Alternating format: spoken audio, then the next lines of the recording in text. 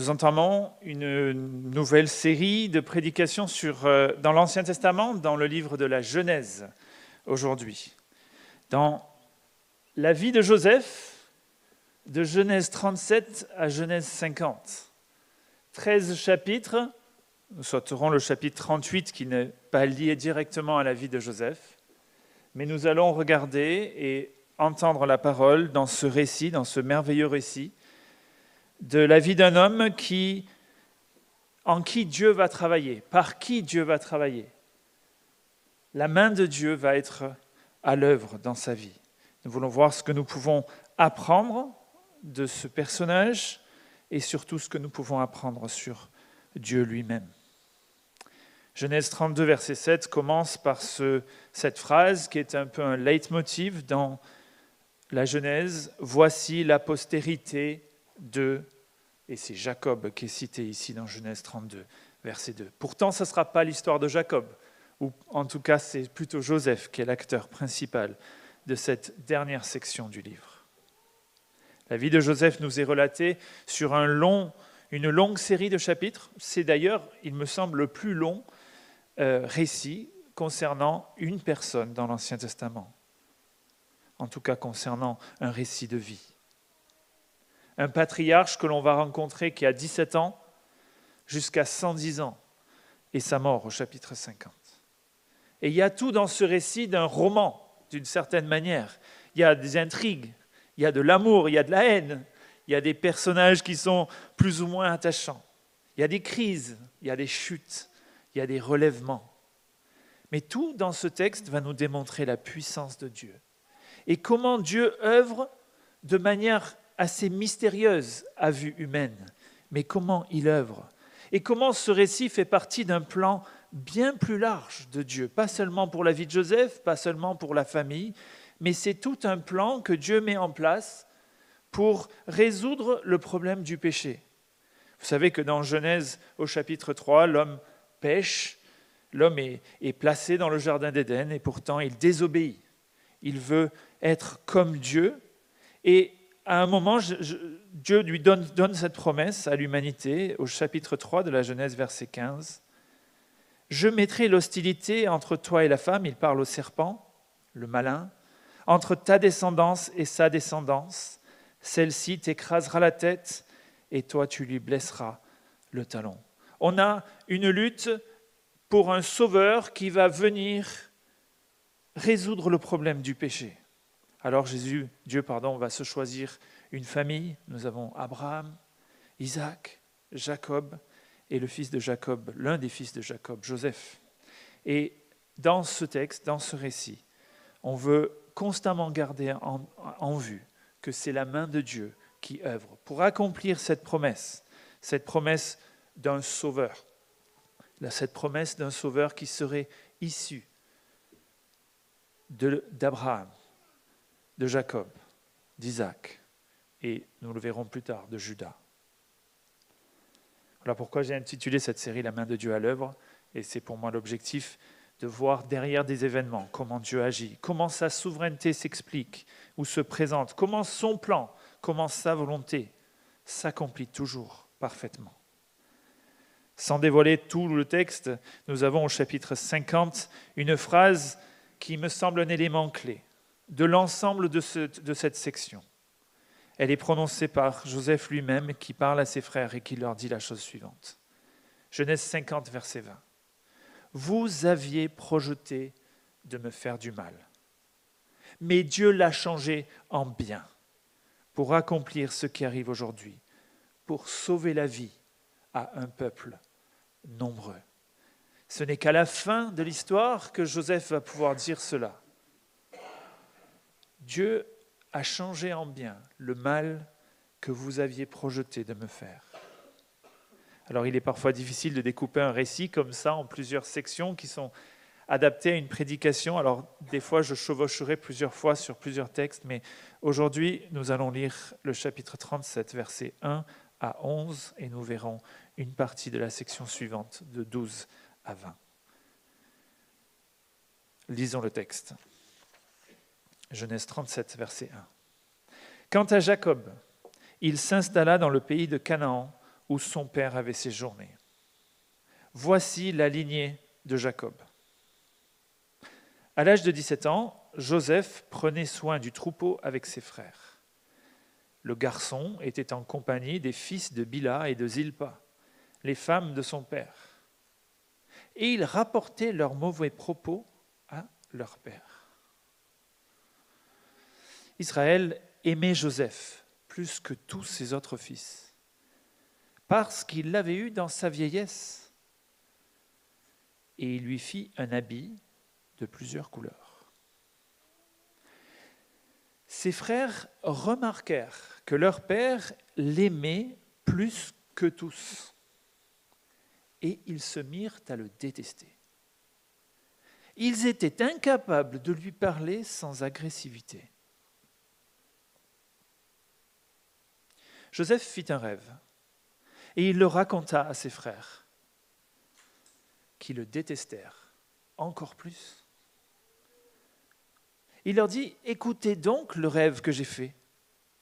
Nous étions en train d'attacher des gerbes au milieu des champs, et voici que ma gerbe s'est dressée et elle est même restée debout. Vos gerbes l'ont entourée et se sont prosternés devant elle. »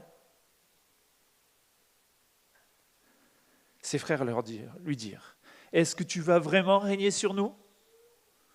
Est-ce que tu vas nous gouverner ?» Ils le détestèrent encore plus à cause de ses rêves et de ses paroles. Joseph fit un autre rêve et il le raconta à ses frères. Il dit, « J'ai fait encore un rêve. Le soleil, la lune et les 11 étoiles se prosternaient devant moi. » Il le raconta à son père et à ses frères. Son père lui fit des reproches et lui dit, « Que signifie le rêve que tu as fait? Faut-il que nous venions, moi, ta mère et tes frères, nous prosterner jusqu'à terre devant toi ?»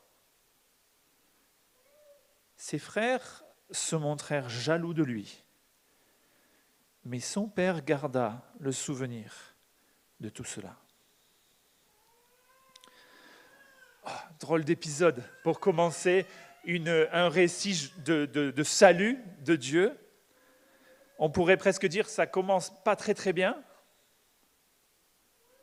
On commence par une famille qui est complètement dysfonctionnelle. D'ailleurs, le texte, on s'en rend compte quand on le lit verset 2.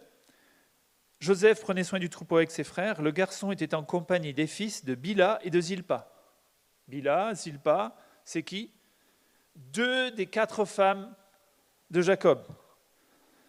2 des femmes qui étaient des concubines de Jacob, qui avaient été données parce qu'elles étaient esclaves des femmes principales de Jacob, ou elles étaient servantes.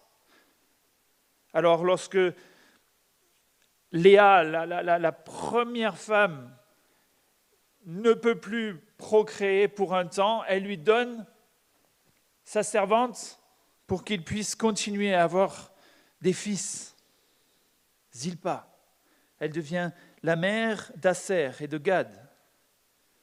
Mais dans cette concurrence que se menaient les 2 femmes de Jacob, Rachel et Léa, vous connaissez l'histoire, où le rusé Jacob pensait qu'il était le plus rusé et qu'il est tombé sur plus fort que lui quand Laban, après avoir travaillé 7 ans pour payer pour avoir la femme qu'il aimait, Rachel, Laban lui donne en douce la grande sœur en premier. Et puis il lui dit, il faut que tu travailles 7 ans de plus pour avoir la plus jeune. Alors nous avons ces 2 femmes qui sont en concurrence, elles sont sœurs, elles sont en concurrence, et non seulement il y a ces 2-là, mais il y a aussi les 2 concubines. Au sein de cette famille complètement dysfonctionnelle, Jacob a un rôle étonnant. Mais surtout, on voit que la désunité règne. On est bien loin du psaume 133, verset 1. « Oh, qu'il est doux et agréable pour des frères de demeurer ensemble. » On a une famille qui se lutte entre elles. On a des batailles manifestes. Et au milieu de tout ça, il y a Jacob, Et le texte nous dit quelque chose d'étonnant au verset 3. Israël aimait Joseph plus que tous les autres fils. Alors non seulement il y avait ces batailles entre eux, mais en plus Jacob prenait parti et il aimait Joseph plus que les autres. Le texte nous dit parce qu'il l'a eu dans sa vieillesse. C'est aussi le premier fils de la femme qu'il aimait, Rachel, qui pendant longtemps était stérile et qui, au moment à peu près où ils vont quitter le territoire de Laban, la maison de Laban, et revenir en Canaan, a son premier fils qui est Joseph. Elle en aura un second, Benjamin, et elle mourra à l'accouchement du second. Et Jacob, qui est appelé ici Israël, puisque vous savez qu'il a les deux noms, Dieu lui donne le nom d'Israël, aime Joseph plus que les autres. Il me semble qu'on est encore dans cette dysfonctionnalité d'une famille, où l'un des parents aime l'un des enfants plus que les autres. Et on se dit, mais Jacob, t'as rien compris? Tu ne te souviens pas, toi, dans ta famille, les problèmes qu'il y a eu? Quand ton père, il aimait Ésaü plus que toi et que ta mère, elle t'aimait toi plus qu'Ésaü? La bataille fratricide qu'il y a eu entre vous, elle n'est pas tout à fait fratricide puisqu'ils ne se sont pas entretués, mais pas loin. Qu'as-tu appris, Jacob, de ton passé, ou est-ce que tu reproduis finalement les mêmes erreurs? Pour en plus démontrer son amour, au verset 3, il est écrit qu'Israël, Jacob, donna à Joseph un habit de plusieurs couleurs, un habit multicolore. Assez difficile de traduire exactement ce qu'il veut dire par cet habit, mais en tout cas c'est une tunique, une robe. Et la seule autre utilisation de ce mot-là, c'est la robe d'une fille de roi. Le texte dit, pendant que la fille du roi était encore vierge, elle portait cette robe multicolore. Donc c'est un signe visible de l'autorité ou de l'héritage ou de royauté. Et Jacob donne ce signe distinctif qui va être retracé tout le long de notre récit, ou en tout cas pour la première partie de notre récit, à ce Joseph, à son fils favori. Donc on a Joseph qui est favori de son père. Et il continue à servir la famille, qui sont globalement des bergers.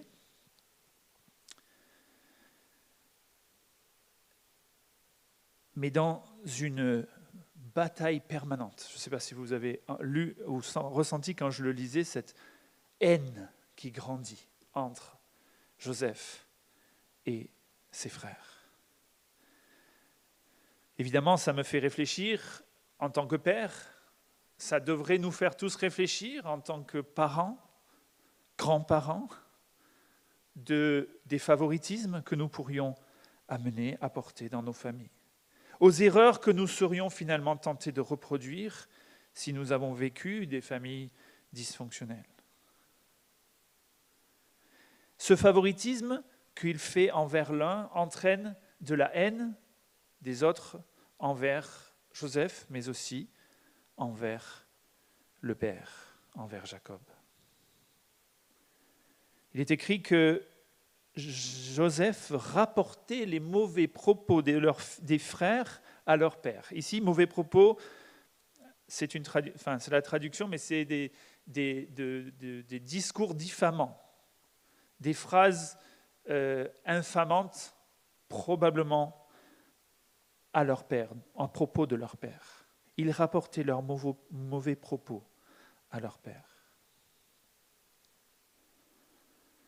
Que faut-il comprendre de Joseph ici? Comment vous l'avez senti à la lecture? Les commentateurs ne sont pas tous d'accord. Est-ce qu'on voit un Joseph qui est un petit peu omnubilé par lui-même, qui est un petit peu...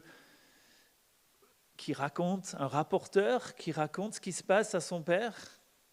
Ou est-ce qu'au contraire, c'est un homme qui discerne les choses qui sont bien, qui est intègre et qui dit à son père la vérité? Est-ce que quand il raconte ses rêves, il se met en avant ou est-ce qu'il est simplement mu par ce désir d'annoncer ce que Dieu semble lui dire? On peut le lire des deux manières. Le reste du caractère de Joseph va nous montrer qu'il est plutôt quelqu'un qui est proche de Dieu sur un chemin de justice, mais pour autant, on est tous pécheurs. Et pour autant, on a nos défauts, nos tares, et le Seigneur veut aussi l'aider, le transformer, le faire grandir. Et nous allons le voir, Dieu agir dans la vie de Joseph au cours d'événements difficiles. Ce ne sera pas la fête tous les jours, vous le savez parce que vous connaissez déjà l'histoire. Comment aurait-il peut-être pu ou dû réagir quand il entend les mauvais propos de ses frères ou ses propos diffamants? Est-ce qu'il aurait pu en parler directement avec eux avant de le rapporter à son père? Est-ce qu'il aurait pu essayer de le régler dans la relation qu'il avait avec ses frères? Peut-être pas évident quand on est le petit frère, qu'on a 17 ans, et que les autres ont 7, 8, 10 ans de plus que lui. Néanmoins, la Bible nous dit que c'est d'abord avec nos frères qu'on doit régler les problèmes avant de les amener à d'autres. Comment? Souvent, on vient me voir et on me dit « Philippe, j'ai appris que telle personne fait ça. » Et ma réponse, elle sera quasiment toujours la même. Qu'est-ce que tu as fait envers ton frère? Avant de venir me demander, moi, ou aux anciens de l'Église ou au conseil, qu'est-ce que tu as fait toi dans ta relation avec ton frère? Est-ce que tu es allé le voir? Est-ce que tu lui as parlé? Est-ce que tu l'as encouragé à se détourner de ses mauvais chemins? La parole, c'est ce qu'elle nous dit. Elle nous dit qu'on est responsable aussi les uns des autres. Dans Matthieu chapitre 18, verset 15, « Si ton frère a péché contre toi, mais c'est entre crochets parce que ce n'est pas dans toutes les versions, va et reprends-le seul à seul. S'il t'écoute, tu as gagné ton frère. Mais s'il ne t'écoute pas, prends avec toi une ou deux personnes afin que l'affaire se règle sur déclaration de 2 ou 3 témoins. S'il refuse de les écouter, dis-le à l'Église. Et s'il refuse aussi d'écouter l'Église, qu'il soit à tes yeux comme le membre d'un autre peuple ou un collecteur d'impôts. » L'idée ici, c'est que quand j'ai conscience d'un péché d'un frère, quand je le vois, quand je le vis, j'ai une responsabilité envers lui déjà, de le lui dire. Ces bavardages, ces mauvaises paroles, ces calomnies, on ne doit pas les faire entre nous. Frère, arrête, sœur, n'en parle plus. Retiens ta langue. Sœur, frère, cette situation-là, elle n'est pas digne du Seigneur. C'est pas évident, hein? Je marche sur des œufs quand je parle de tout ça parce que c'est pas facile à faire. Mais en même temps, c'est ce que la parole nous dit. Avant d'aller rapporter à d'autres un péché. Jacques, chapitre 5, verset 19, nous dit « Mes frères et sœurs, si quelqu'un parmi vous s'est égaré loin de la vérité et qu'un autre l'y ramène, sachez que celui qui ramène un péché de la voie où il s'était égaré sauvera une âme de la mort et couvrira une foule de péchés. » Ce sont là 2 paroles qui résonnent dans la Bible, sur notre responsabilité envers celui dont on a connu les propos ou dont on a connu le péché. Alors ce caractère de Joseph, est-ce qu'il est dans le discernement ou est-ce qu'il est rapporteur? Je vous laisserai juger, on peut un petit peu voir les deux choses, mais je voulais ressortir une autre parole de la Bible pour nous encourager dans notre relation à celui qui est pécheur manifeste devant nous. Deuxième caractéristique de ce Joseph, dont on a du mal à comprendre le sens, c'est ce rêveur. Je crois que j'ai mis comme titre pour le culte de ce matin, Joseph, ce rêveur. Parce que nous avons là 4 ou 5 versets qui parlent de ses rêves. Alors j'ai essayé de les présenter dans ma lecture en essayant d'y mettre de la vie, parce que franchement, si l'un petit frère ou une petite sœur venait nous dire ces rêves-là, comment aurions-nous réagi? Écoutez donc le rêve que j'ai fait. On était tous en train de travailler, tous ensemble, on était tous au même niveau, on se faisait des gerbes, là, on ramassait les... Et puis moi, la mienne de gerbe, elle est restée droite, debout, vous êtes tous mis autour de moi et se sont tous penchés, tous prosternés. Les mots sont forts, hein. C'est prosterné, adoré, hein, le mot. Bon, si tu es un grand frère, un tant soit peu compatissant, tu dis, bon, il est jeune, c'est la fougue, ça passe une fois. Mais alors quand il revient la deuxième fois et que son rêve est encore plus manifeste, encore plus grand, les étoiles et la lune et le soleil se prosterneront devant moi. Là, ça commence à être difficile, on sent que ça ne passe pas chez les frères. D'ailleurs, ça ne passe pas chez le papa aussi, hein, puisqu'il interprète, il me semble, correctement ce rêve et qui dit « Faut-il que nous venions, moi, ta mère et tes frères, nous prosterner jusqu'à terre devant toi ?» Ce rêveur, est-ce qu'il est égocentrique? Est-ce que c'est mal d'annoncer ce que le Seigneur semble lui avoir dit? Jusqu'à présent, le mot songe ou le mot rêve, c'est toujours été utilisé quand Dieu a parlé ou un ange a parlé. Ce même mot est utilisé sauf une seule fois dans Genèse pour décrire l'action soit de Dieu, soit d'un ange.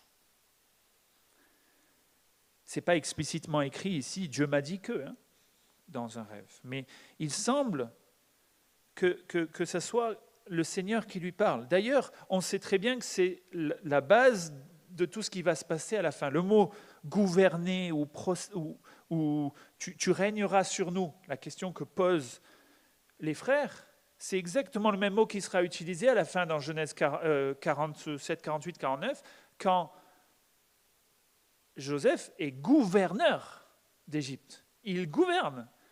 Et les fils et ses frères vont se prosterner nez contre terre, ne le reconnaissant pas, ne le connaissant pas. Donc quelque part, on sait que c'est une prophétie de la part de Dieu qui lui a été donnée. À l'époque, à ce moment-là, peut-être lui-même ne le sait-il pas, en tout cas les fils, les frères et même le père n'ont pas cette compréhension. Et du fait déjà, quand ils vont rejeter le frère qui annonce ce rêve, ils vont aussi rejeter finalement Dieu et la volonté de Dieu. Il est écrit un petit verset intéressant ici, c'est au verset 11.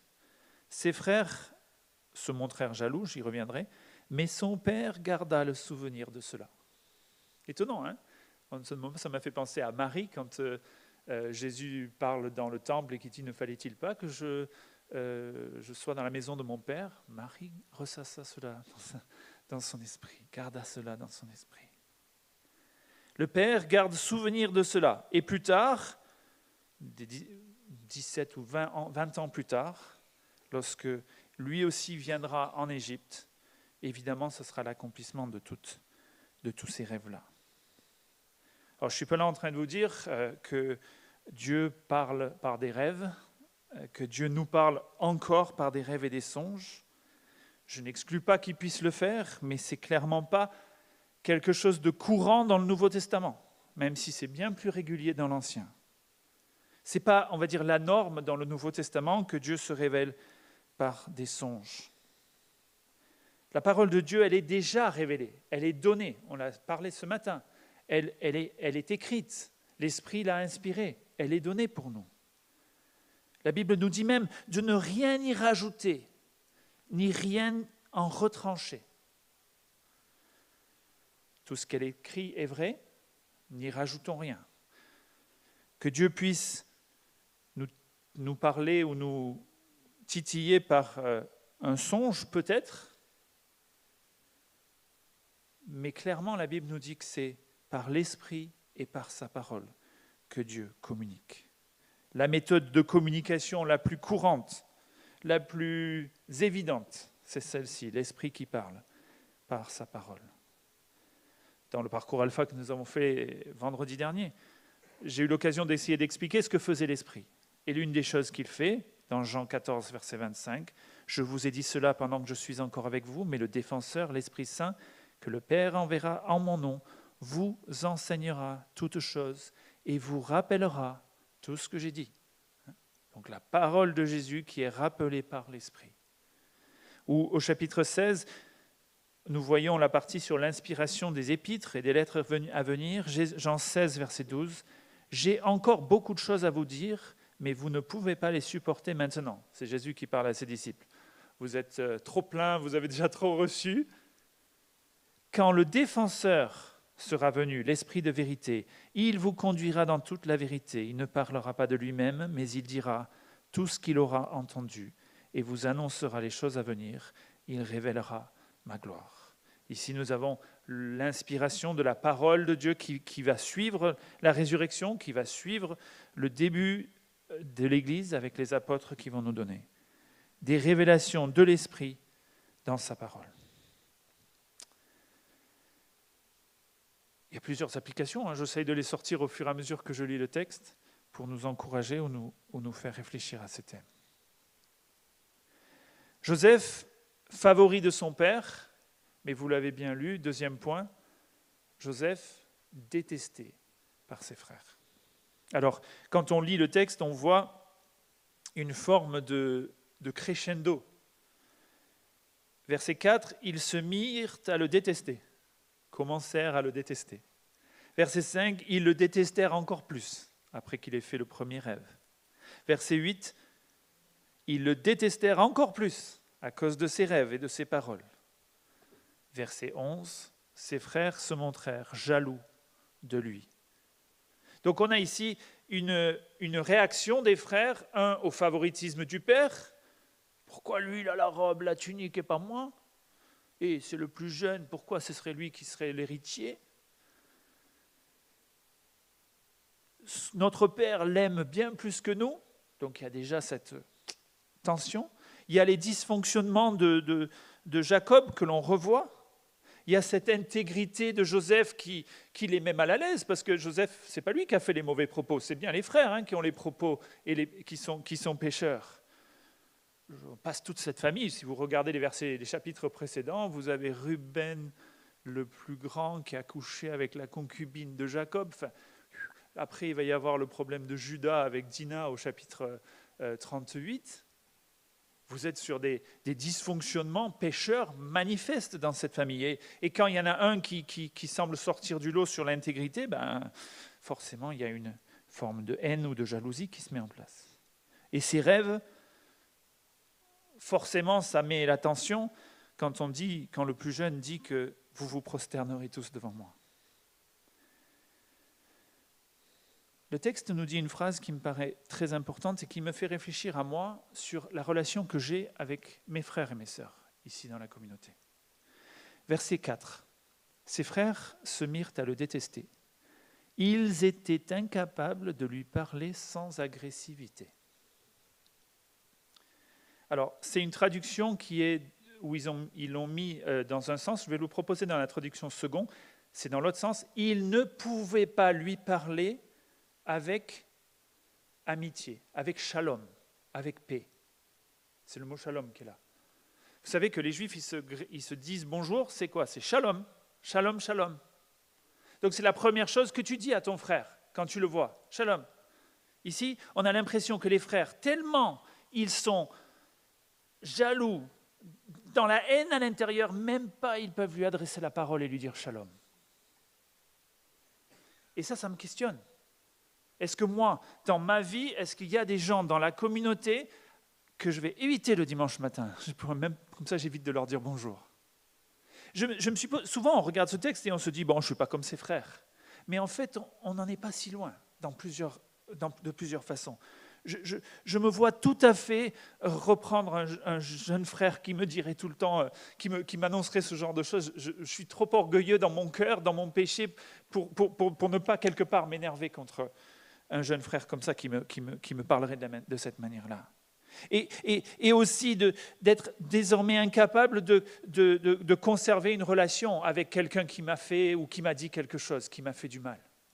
Et pourtant, la Bible nous appelle à une unité, à une réconciliation les uns les autres, une réconciliation avec Dieu évidemment, mais une réconciliation les uns avec les autres. Et c'est pour ça que je me réjouis quand je vois des personnes qui ont eu des difficultés et qui prennent le temps de se parler et qui se réconcilient. Parce que c'est ça qui montre qu'on est des vrais chrétiens, qui suivons le Christ, qui comprenons l'Évangile et qui le vivons. Si on est réconciliés avec Dieu tous ensemble, un jour, on va tous chanter là-haut les louanges de Dieu devant le trône.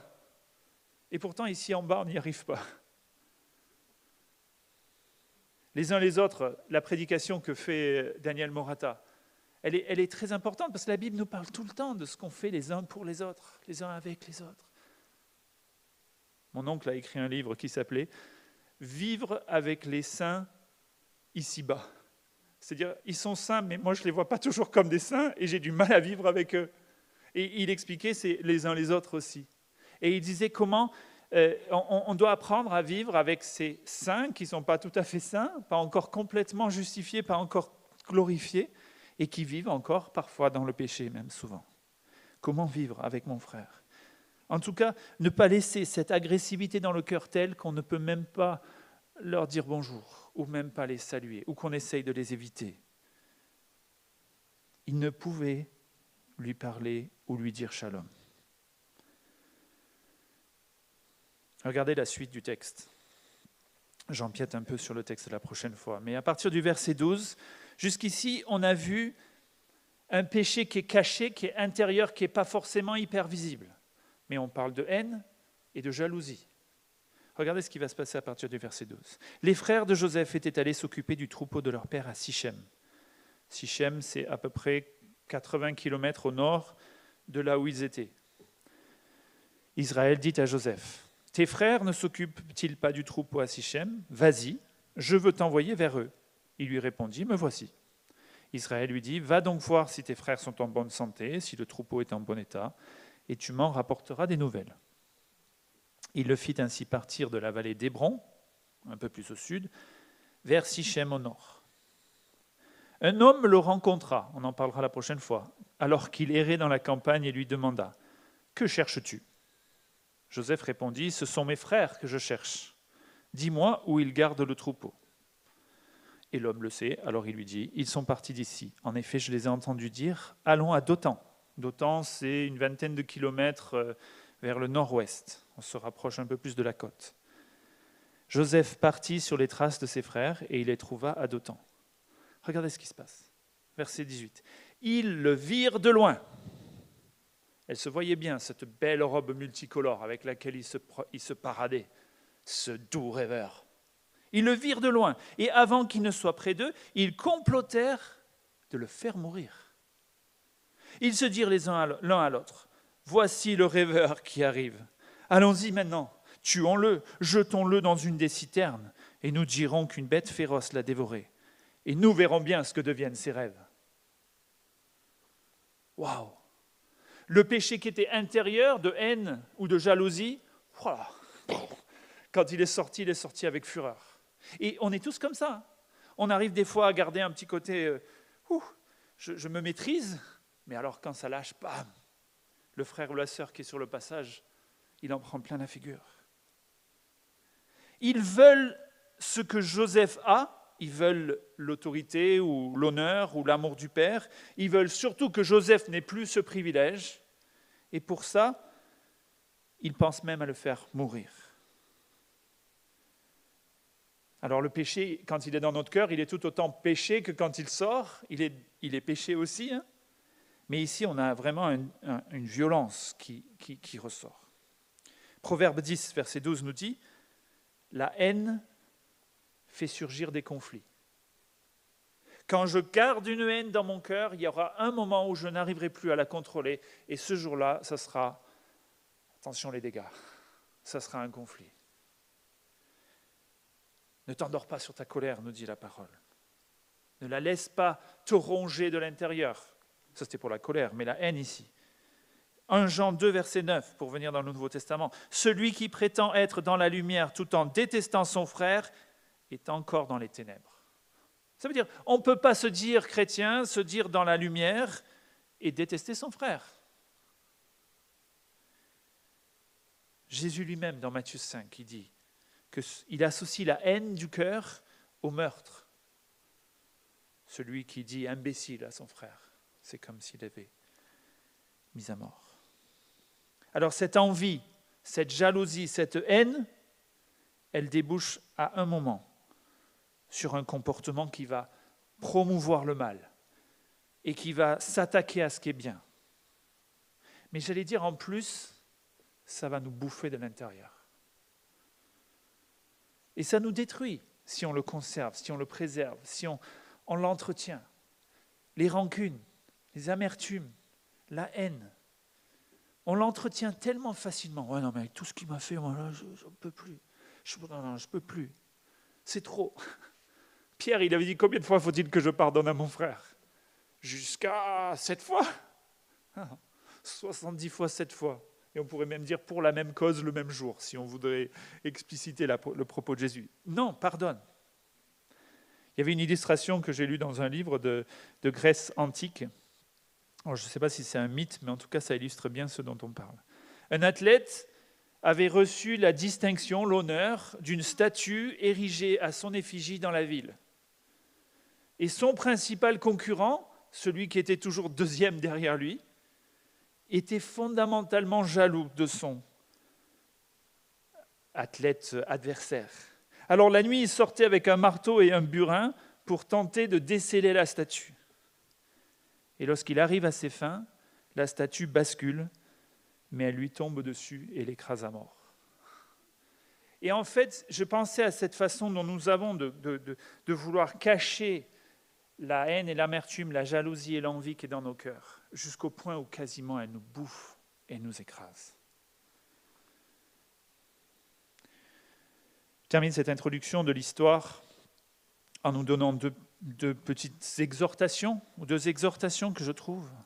La première, c'est que je veux souligner la grâce de Dieu qui intervient quand même malgré une famille complètement dysfonctionnelle. Et qu'il va prendre chacun de ces hommes, chacune de ces personnes, et il va les faire grandir, avancer, pas après pas. On va retrouver les frères dans quelques chapitres, ça ne sera plus les mêmes. Oui, ils auront pris des coups, on va retrouver Joseph, il ne sera plus le même. Il aura lui aussi pris des coups. Il aura dû apprendre par la souffrance certaines choses. Mais Dieu les prend et les fait avancer. Comme il a fait avancer Jacob, il continuera à faire avancer Joseph, et même Judas, et même Ruben. On va le voir. Mais en fait, tout ce récit me parle du verset de Romains 8. Romains 8, 28. Du reste, nous savons que tout contribue au bien de ceux qui aiment Dieu, de ceux qui sont appelés conformément à son plan. Tout contribue à notre bien, tout contribue à nous faire grandir dans notre foi, dans notre relation, avec Dieu. Le tout, c'est du positif, parfois des succès, mais ça peut aussi être des temps négatifs, ça peut être des épreuves, des difficultés, et nous le verrons. En passant par ces difficultés, comme on épure l'or dans le feu, Dieu épure le cœur de Joseph. Et tout au long de sa vie, qui va être longue, j'ai fait mon calcul, mais ça va faire 93 ans, je crois, de 17 ans à 110 ans, on va voir Dieu amener Joseph à grandir. Et je pense, et je suis sûr qu'il fait la même chose pour chacun de nous. Alors Joseph et Jacob, ils n'ont pas lu Romains 8, c'est arrivé un peu plus tard, mais ce qu'ils n'ont pas lu, ils l'ont vécu. Ils ont vécu une main de Dieu à l'œuvre dans leur vie qui les a fait grandir. Donc cette promesse qui était valable pour eux, elle est aussi valable pour nous. Dieu n'a pas changé, sa parole n'a pas changé. Il peut nous sortir d'une situation de dysfonctionnement personnel, familial, j'en sais rien, pour nous faire grandir, pour nous faire nous approcher de lui. Ça, c'est la grâce, finalement. Aucun de nous ne mérite quoi que ce soit. Et pourtant, il nous fait grandir. La deuxième chose et la dernière chose, ce serait un rapide parallèle avec Jésus. Dans ce texte, et tout le long, nous allons voir que Joseph préfigure une nouvelle fois le Christ. Il est sauveur de sa famille, il est sauveur du peuple élu. Dans cette fonction-là, il est similaire au Christ. Mais ici, on ne peut pas ne pas voir, dans la suite du texte, il va être vendu au prix d'un esclave, comme Christ a été trahi et vendu au prix d'un esclave. Il va faire l'objet d'une fausse condamnation. On le condamne alors qu'il n'a rien fait de mal. Il est condamné par ceux qu'il est venu chercher. Le texte nous dit il va les chercher et il arrive là-bas, et quand il arrive là-bas, il se fait condamner. Plus tard, nous le savons, il va devenir premier ministre d'Égypte. Il sera le sauveur de sa famille. Celui par lequel l'alliance que Dieu a conclue avec l'humanité va pouvoir se poursuivre. Combien ces parallèles sont nombreux avec Jésus.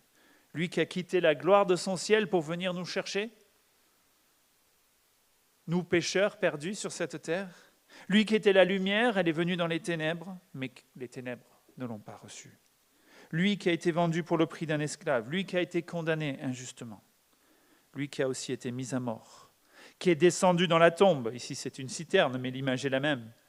Il est ressuscité avec puissance pour devenir sauveur de toute l'humanité qui se confie à lui. Je vous propose de prier et d'adorer notre Seigneur, notre Sauveur, Jésus-Christ. Seigneur, toute ta parole, tout l'Ancien Testament pointe vers toi. Elle nous montre en creux ce Sauveur dont nous avons tous besoin. Ce Sauveur qui va tirer nos vies du péché, qui va tirer nos situations personnelles et familiales de dysfonctionnement, dans lequel tu veux intervenir, dans lequel tu veux nous permettre de grandir. Seigneur, nous nous sentons tous concernés par ces textes, que nous soyons nous-mêmes parents ou pas. Et nous te demandons, Seigneur, de venir, par ta grâce, nous transformer. Ne pas laisser, Seigneur, dans nos cœurs des racines d'amertume, de la colère ou de la haine, de la jalousie ou de l'envie, qui viennent miner non seulement nos propres cœurs, mais aussi nos relations entre nous. Seigneur, viens apporter ta paix, viens donner ta grâce, viens donner ta réconciliation entre nous, entre chacun de nous. Tu es puissant et tu veux et tu peux le faire. Et nous te remercions parce que malgré nos défauts, malgré notre péché, tu es venu à nous. Seigneur Jésus, tu as donné ta vie pour nous. Tu nous as montré ton amour. Malgré notre rejet, malgré notre condamnation de ton intégrité, de ta justice, tu nous as sauvés tout de même. Tu es allé jusqu'à la croix. Toi aussi, Seigneur, tu as appris l'obéissance jusqu'à la mort de la croix, obéissant au Père. Seigneur, donne-nous de nous rappeler de ton sacrifice chaque jour, de nous rappeler que ta grâce couvre notre péché. Pardon, Seigneur, pour toutes les fois où nos cœurs ne t'honorent pas, comme nous l'avons dit plusieurs fois dans nos prières aujourd'hui. Et viens restaurer nos cœurs, restaurer nos vies et nos relations. Je t'en prie. Amen.